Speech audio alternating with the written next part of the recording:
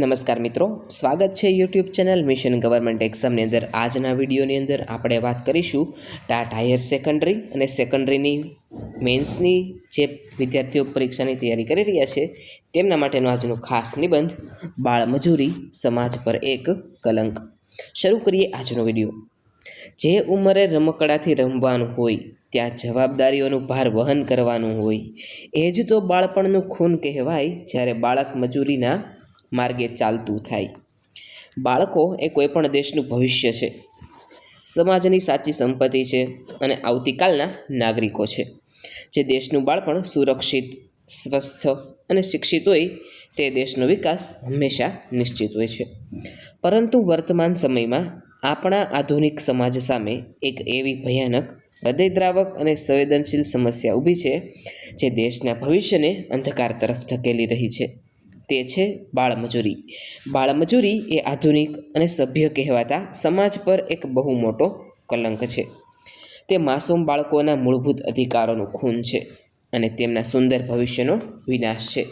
જ્યારે કોઈ બાળકને તેના શારીરિક અને માનસિક વિકાસની કુમળી ઉંમરે શિક્ષણ અને રમતગમતથી વંચિત રાખીને આર્થિક લાભ માટે કોઈ પણ પ્રકારના શ્રમ કે જોખમી કામમાં જોતરવામાં આવે ત્યારે તેને બાળમજૂરી કહેવામાં આવે છે।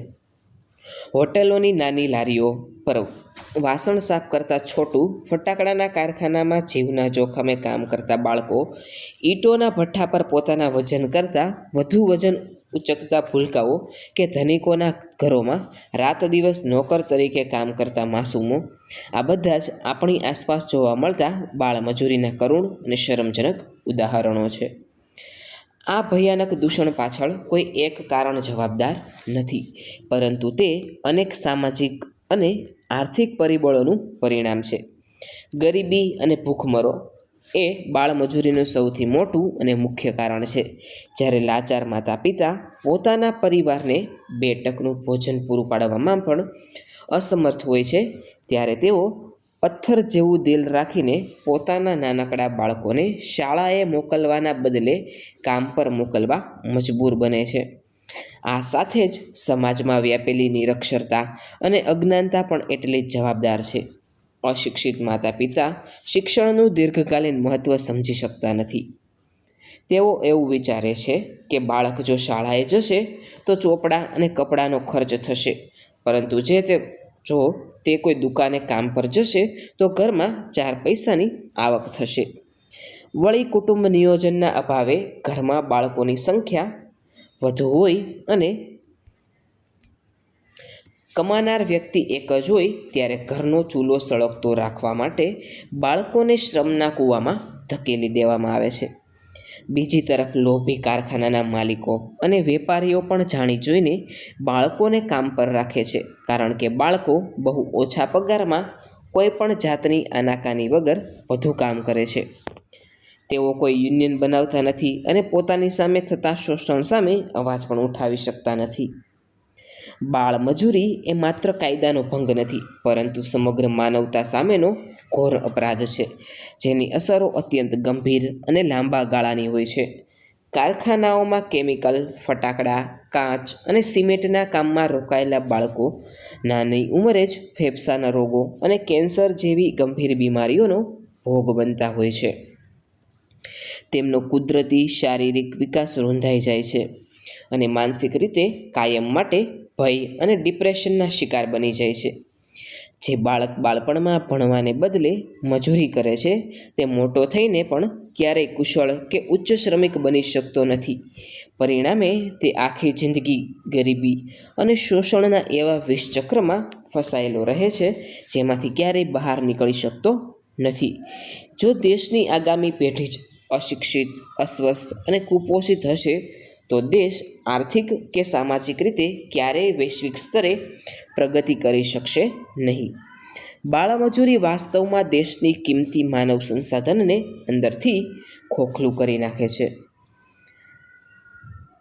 કાગળની હોડી હતી, પાણીનો કિનારો હતો, ભણવાની ઉંમરે નસીબમાં મજૂરીનો સહારો હતો। પુસ્તકોથી ભરેલું દફતર જ્યાં હોવું જોઈતું હતું ત્યાં આજે ખભા પર જવાબદારીઓનો ભારો હતો। આ ગંભીર સમસ્યાને નાબૂદ કરવા માટે ભારતીય બંધારણમાં અનેક કડક જોગવાઈઓ કરવામાં આવી છે. બંધારણના આર્ટિકલ 24 મુજબ 14 વર્ષથી ઓછી ઉંમરના બાળકને કોઈપણ જોખમી કારખાનાઓમાં કે ખાણોમાં રાખવા પર સખત પ્રતિબંધ છે.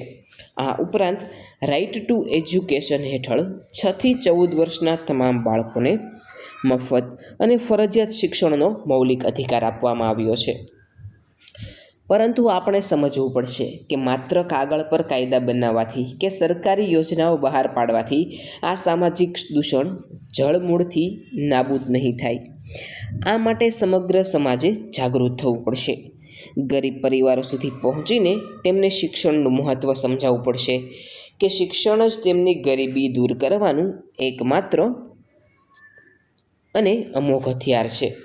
બાળમજૂરી કરાવતા નફાખોર માલિકોને ભારે દંડ અને જેલની સજા કડક રીતે થવી જોઈએ, જેથી સમાજમાં એક દાખલો બેસે.